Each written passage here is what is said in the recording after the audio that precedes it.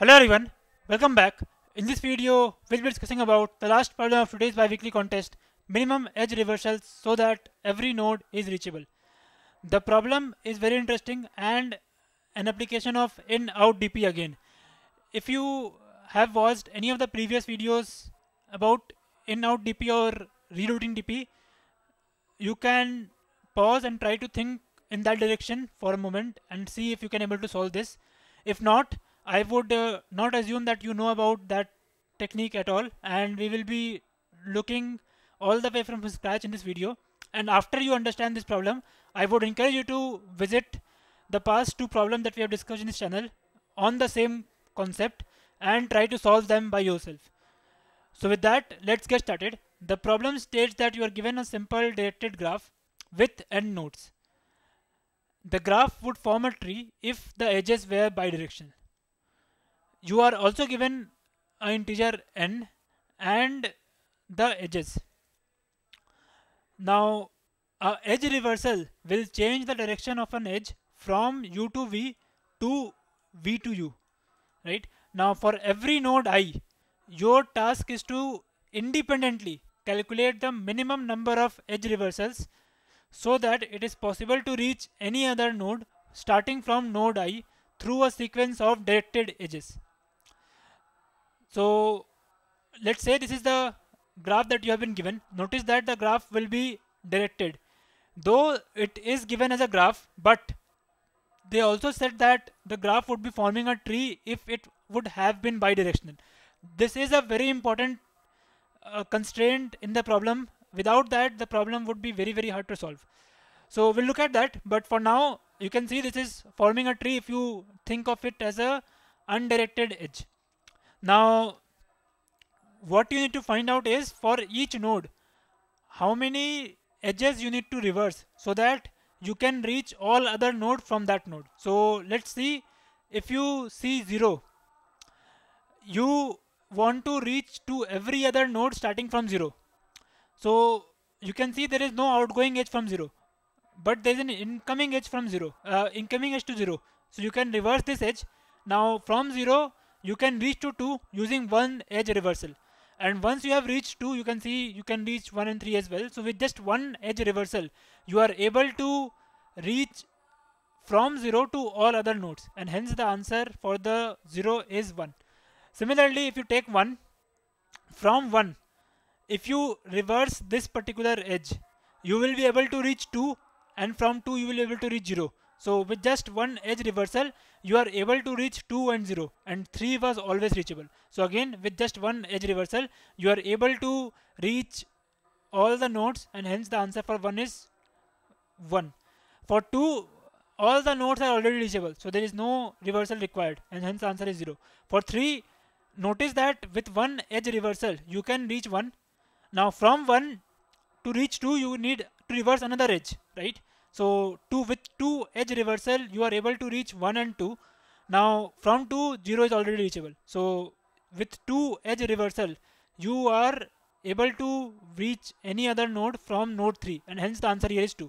Note that this all things was based on the fact that we want to independently calculate the number of edges that we are reversing. So whatever edges you have reversed for 1 already, those will not be counted when we are trying to calculate the answer for 3, right? So that's where the answer is 1102 for this particular given graph, right?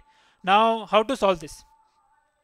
So let's take it step by step. Let's say instead of finding out the answer for each of these nodes, I will just try to find out the answer for a single node. Finding out the answer for a single node is rather very easy compared to finding out the answer for all the nodes. So I would encourage you to pause and try to solve this smaller problem by yourself. So hope you thought about it. So here you can see this is a tree, right, or a graph, and the edges are directed. So this edge is going from this node to this node, this edge is going from this node to this node, right? Now for this, if we start from this particular node, we need to tell how many edge reversals are required to reach every other node. That is our problem statement. So let's do a simple DFS, right? So if we let's first see which all nodes are reachable. So this node is reachable, right, with this edge. So this node is reachable, this node is reachable, this node is reachable, sorry, this node is reachable, and that's it, right? Without any edge removal, all these nodes are reachable from this particular node, right? Now, because this entire structure is a tree, there is no other way you can reach this node apart from this edge, right? Because this entire structure is a tree, between any two nodes, there is exactly one path. If this would have been a particular graph, then this is not the case. But because this is a tree, there is exactly one path between two nodes, and hence, to visit this node, there is no other way rather than reversing this edge, right? So that's the point I was trying to mention, that because the problem states that it will be forming a tree if we remove the directionality, the problem becomes very straightforward. Now you can see, okay, because I need to reverse this edge no matter what, I will just reverse this edge and say, okay, I have reversed one edge. Now I reach this node, and now I can simply say, okay, this tree is an independent tree. Whatever is the answer for this, let's say x, I will simply add that to the result of the root, and that will be the answer. That will be the number of edges that you need to remove if you start from root and try to visit all the nodes in this particular tree, right? So hope this point makes sense. So what we will do, we'll simply do a simple recursive solution. We'll say from this node, I will try to visit every other node that is connected to this node, no matter whether it is an inward node or an outward node. So I will, if it is a outgoing node, I will know that I can reach this node for free without any edge reversal. So I will simply say whatever is the number of nodes, or number of edge reversals required to visit all the nodes in this particular tree starting from this node, I will simply add that to my result. So if let's say x1 is the number of edge reversals required, I will simply add x1 to my result. And similarly, this is an outgoing edge, so no cost incurred to come to this node. Now from this node, I can simply calculate what is the number of edge reversals required to traverse all the node in this particular subtree. So here, let's say it comes as x2, so I will just add x2 as well. And finally, for this one, we know that it is an incoming node, but there is no other way. I have to visit this node, right? There is just one path. So I will just reverse this edge. In other words, to reach this node, I have to incur a cost of 1. Now, after I reach that node will tell me how much edge I need to reverse to visit all its subtree, right? So this will tell me x3, and I will simply add back x3, right? So this is how it will proceed, and this will be my final answer for the root node, right? So let's look at the pseudocode to make this a bit more clear. So this is how the pseudocode would look like. As we have discussed, we will simply go and traverse all the edges, no matter whether it is an incoming or an outgoing edge. So we maintain a list of edges that is going out from SRC, right?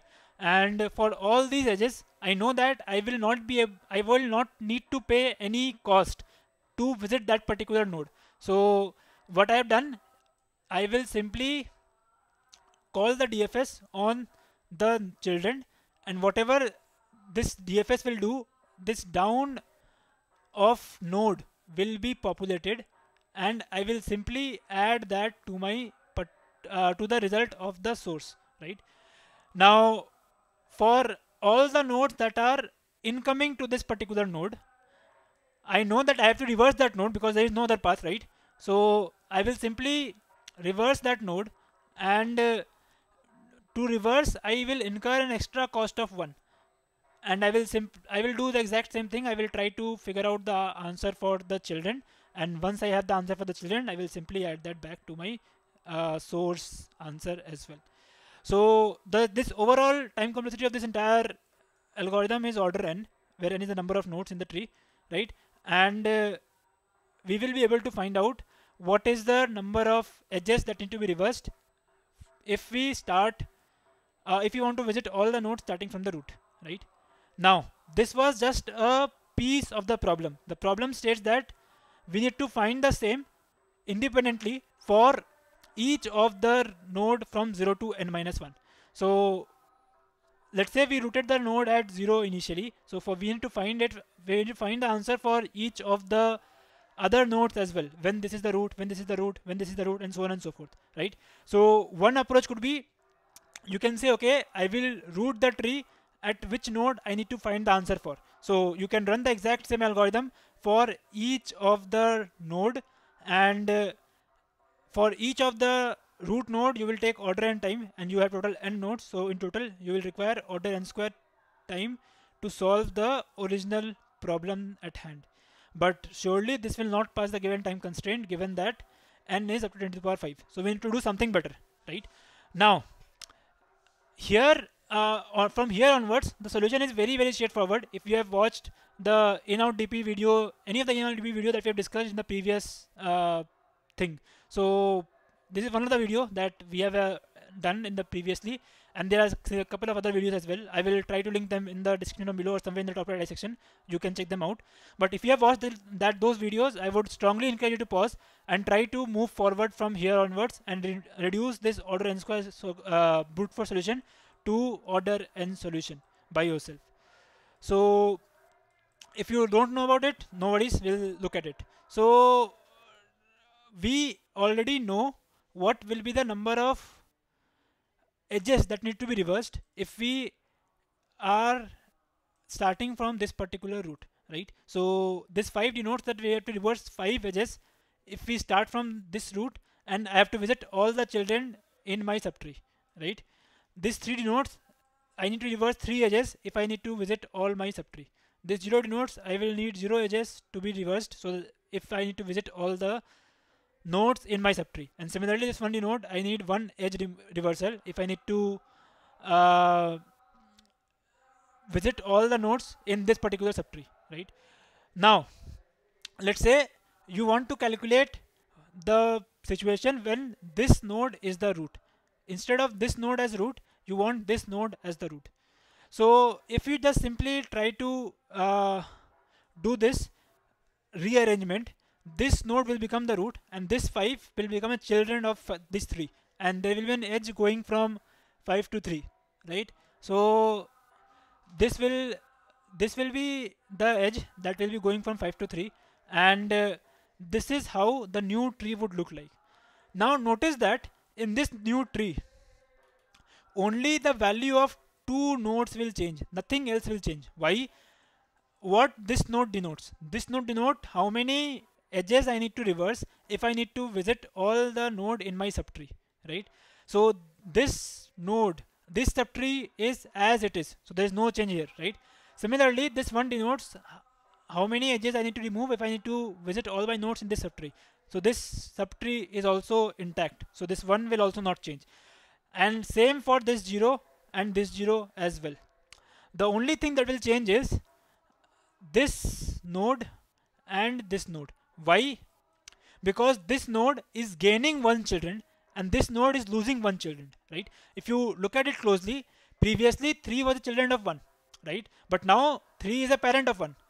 Similarly, previously 3 had 2 children, but now 3 had 3 children. 3 has 3 children. So 3 is gaining 1 child and 5 is losing 1 child. That's the only change that is happening, right? So we need to recalculate the values for this node and this node only. And if we are able to do that, our problem is solved. Instead of recalculating the value for the entire tree when 3 is the root, I will just recalculate the value for 2 nodes and I will get the answer when this particular node will be the root node, right? So let's look at it. So previously 5 had 3 children, right? And we are getting 3 from here, right? 3 from the first child. We are getting 0 from the second child, right? And we are getting 1 plus 1 from the third child. Why 1 plus 1? This 1 because we need to reverse this edge, and this 1 because this says that I need to reverse 1 edge to visit all my children, right? So in total, this subtree was giving it a contribution of 3, right? But now because 5 doesn't have this subtree at all, the simple value of 5 would be updated to 2, right? Because I just need the contribution of these two nodes. This node is gone. So this node had a contribution of 3.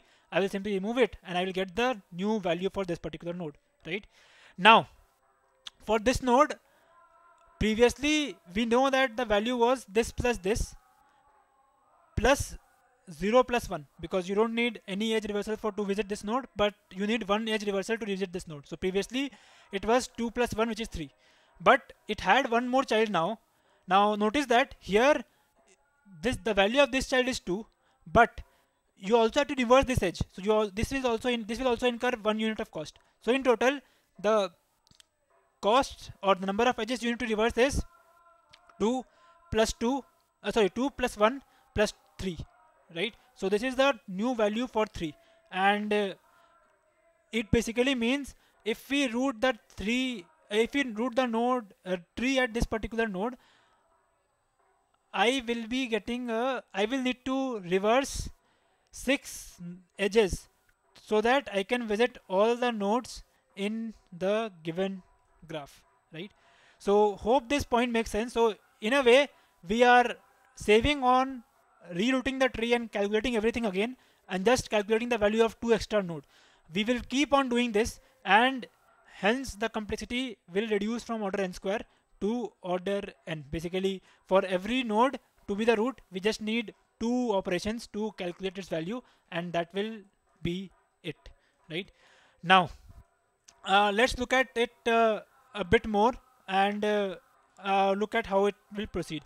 So 5 had 3 children, 3, 0 and 1, right? So what we will do, we will first visit any of these nodes. It will proceed the same way BFS or DFS will proceed, right?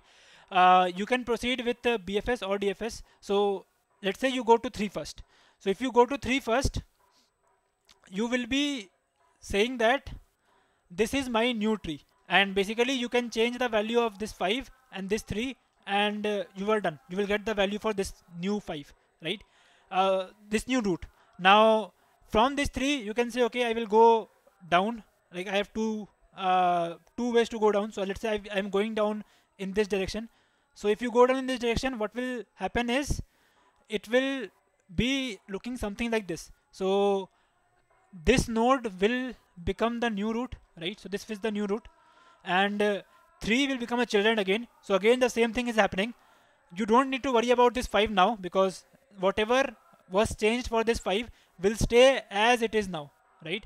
So what will change now is only this node and this node, again only 2 nodes. So again what you will do, you already know what is the contribution through this node, this edge and this edge, right? So when you are calculating for 2, you will simply remove the contribution that you had from this edge, and you will simply add the contribution for 2 back, and you will get the value for 2, right? Now if you are going in this direction, you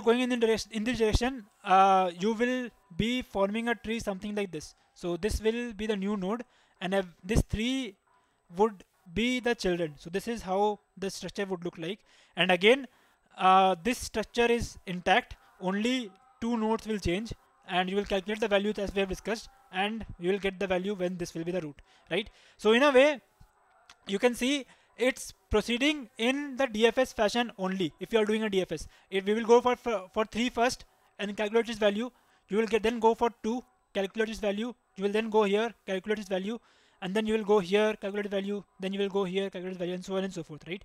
So hope you got the intuition how it is proceeding. Now there are a couple of ways to implement this algorithm, right? For those who are seeing this first time, you might be thinking this might be very hard to actually code, right? But there are 2 ways to code it. One in which you actually change the value while going downwards. So basically, currently it's 3, you actually changed its value to 6, and now you are going downwards. So basically when you are reaching this state, this will be 6, right? But in this case, you need to make sure that when you are going up backwards, this 3 should remain 3 if you are visiting in this direction, right? Because this will not change. So that's where, as and when you are going backward, you have to keep resetting the value to the original value as well, so that nothing will change for any other branch, right? So that's the only thing you need to take care of if you are trying to implement this via this technique wherein you are changing the values on the fly. Another way which I personally use, or I've seen most of the people uses, is instead of changing the values itself, you maintain a different array altogether, right? You say, okay, for 3, I know these are the I know these are all the children, right? But there will only be one parent, right? Why? Because this is a tree, so there cannot be more than one parent, so there's just one parent. So what I will do, instead of changing the values here, I will say what is the number of edges I need to remove if I visit everything from my parent except the current node, right? So the exact same thing but in a different way. Instead of finding out or changing the values for this 3 itself, I am just treating this node as an outward edge and figuring out what is the contribution of this outward edge, right? Now why does this help? Let's say you calculated the contribution of this outward edge to be x, right? So this contribution x you can calculate when you are at this node. Notice that this x you have to calculate previously and change the values of this and this simultaneously. But here you can get this x by saying that, okay, I know what is the total sum of this node, right? This is 5 already. Now due to this, I know what is the contribution, 3. So I will simply subtract 3 and I will get the value of this particular x, right? The same trick you can apply for this node as well. So let's say instead of this, you are taking care of this, right? So you want this to be the root. So what you will want is, I already know that for my subtree I need 2 edge reversals. What I want to know, what edge reversal I need to make for the subtree that is present in my parent siblings, right? So now if you look at it from 3, you know that while going outward I need this x number of edge reversal, right? And this same x number of edge reversals will be required for this node as well, right? Basically this entire structure is something which is same, right? So this x is also required for 2 as well. So while calculating the value for 2, you will say the contribution of this node, the parent was, or the value of a parent was 3 plus x, and I will subtract the contribution that I have done, and this will be the outward edge value, or this will be the value for x dash for this particular node, and you will consider this x dash while calculating the value for this node, right? So I would, if you don't understand this, I would encourage you to rewind and watch this video, and you can also do a dry run to just understand what's happening here. So let's look at the pseudocode now. That will make things much more clear. So the pseudocode is very straightforward. As we have discussed, let's just take it closer so that we will have, let's just get rid, let's just do this.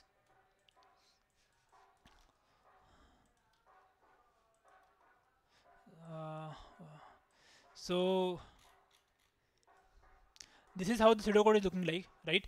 Now here you can see what we are doing is we are first finding out what is the parent contribution. Now as we have discussed, the parent contribution would be the value for the down for parent plus the upward array as well. Basically parent might have an upward edge as well. So this for this node you can see 3 had an upward edge as well, and for upward edge the value was x. So you need to add that as well while considering the value for 3, because this entire thing is now a children of 2. So you need to consider everything here, right? So this is the parent child sum. Now the contribution of current child was the down of SRC, which is the current subtree contribution, plus 1 if if the parent needs to reverse this edge or not, right? If the parent needs to reverse this edge, it also have added +1 because of this node itself. So that also we need to subtract.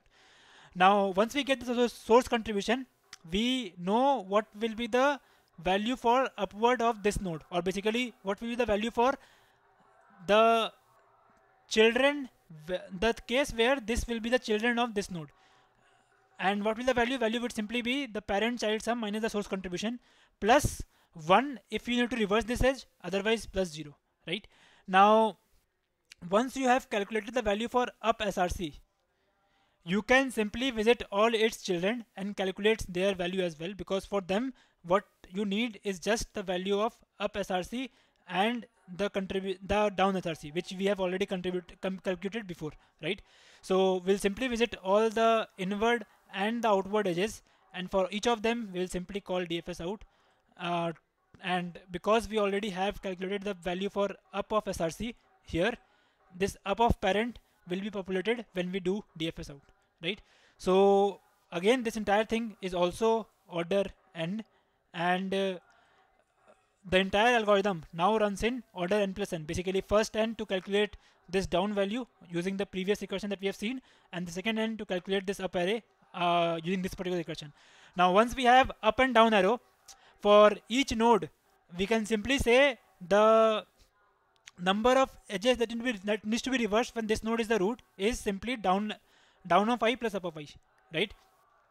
So if you have watched till this point, I would strongly encourage you to pause and try to code and get it submitted in Leetcode as well, because that's the point you will understand which piece in this entire explanation you didn't actually get thoroughly. So with that, I hope you have at least tried it, and let's look at the code. The code is is exactly the same way which we have discussed in the pseudo code. We prepared the inward and the outward edges. So this is like the global array. So we are clearing them up here, and then we are preparing this outward and inward edge. Basically, this edge denote that from I0 there is an edge going to I1. So this is an out edge going from I0 to I1. Similarly, an in edge coming into I1 from I0. Now we will simply do DFS in to calculate the down array. Down array is also a global array, and up array is also a global array. We'll calculate the down array, and then we'll calculate the up array. Once we have this, we'll simply find the result by just summing the down and the up array, right? Now what is the DFS in or the down array? Down array is very straightforward. We will simply go to each of the children, calculate its value, and add its value to the current result. If it is an outward edge, then we don't revert it, right? So there is no edge removal, or there is no edge removal required to go from current SRC to the child, right? But if it is an inward edge and we are reversing it, there is an edge reversal involved. So we'll simply add 1 as well for that particular edge reversal. Now once we have the value for down, we will, in the same way, we'll calculate the value for up as well. So we have discussed this particular algorithm. One other way to implement this algorithm is to actually find out the value for all the children at once and then call one by one. So that is another way to implement this entire thing. So I would show you this way, but this is also a valid way. I just didn't code it up because parent for 0 is -1. Like basically the parent for this node would be -1, so I have to re-index everything to 1. So we can code it right away, but for now let's look at the code. The code is straightforward. We calculated the child sum, which is simply the sum of all the children. So this we can simply remove, and I'm not sure why I did this during the contest. So basically this would be simply down of SRC, right? Now after that, for each of the children, I am simply calculating up of I by saying up of I would be up of SRC plus 1 and down of I will like plus 1, because we already know that it is an outward edge. So we have to reverse this edge as well. Basically what we are saying is we are at this particular, let's say we are at this particular source, right? So let's just get rid of this. So we are this particular source and we are calculating the value for this particular I. Now if for this source this is an outward edge, so for this I, this would be an this edge needs to be removed, right, or reversed. So that's where we added 1 as well to our up, if it is an outward edge that we are trying to calculate. And the child sum would simply be all child sum minus down of I, right? And we'll simply go and call DFS out.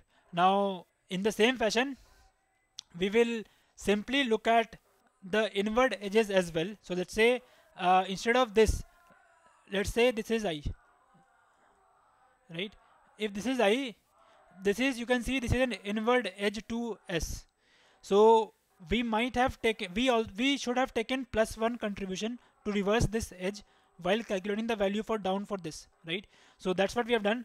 We have subtracted -1 from down as well while subtracting here, and we haven't added +1 here because it's already in the right direction. So if you want to calculate how many edges need to be reversed, if we go up, so this is already going up, so we don't need to reverse anything to reach this node. Now once we reach this node, we already know what is the number of edges required to visit every other thing, and we'll simply add that to our result. So hope this entire solution makes sense. If you have any doubts in any of the piece, feel free to post them in the comment section below. I would be able to answer. Again, if you have seen this concept for the first time, I would strongly encourage you to watch this particular video and one more video that I will link in the description below to understand and solve those problems as a follow-up, so that you can solve or apply this concept that you have learned here in other civil problems as well. So with that, if you have any doubts, feel free to post them in the comment section below. I would be happy to answer. If you like the video, give it a thumbs up and do subscribe if you haven't already. And I will see you in the next one. Thank you.